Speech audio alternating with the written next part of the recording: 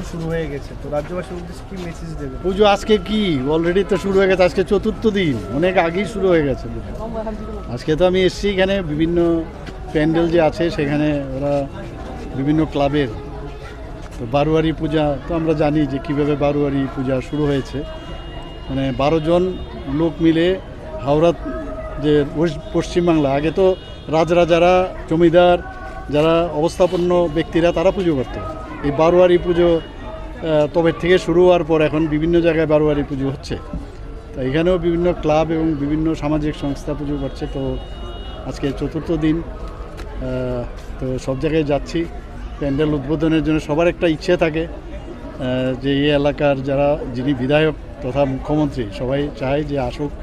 তো এলাম, এতে এটা আদান প্রদান হয় আর একটা মেসেজও যায় যে আমরা সবার সাথে আমরা একসাথে আছি।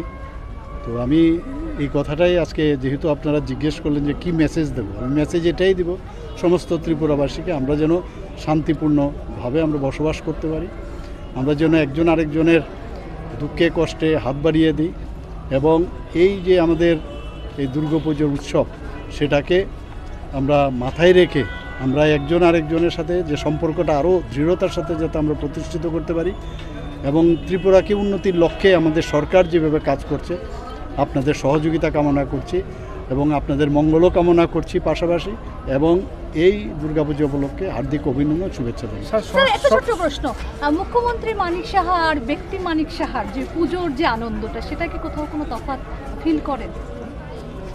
না, ব্যক্তি মানিক সাহা তো আলাদা কিচ্ছু হয় না, ব্যক্তি তো ব্যক্তিই থাকে, তার চিন্তা ভাবনার খালি হয়তোবা পরিবর্তন হতে পারে, সময়ের পরিবর্তন হতে পারে, আদারওয়াইজ তো মানে নিজের যে রুটটা সেটা তো ভুলে যাওয়া উচিত নয়।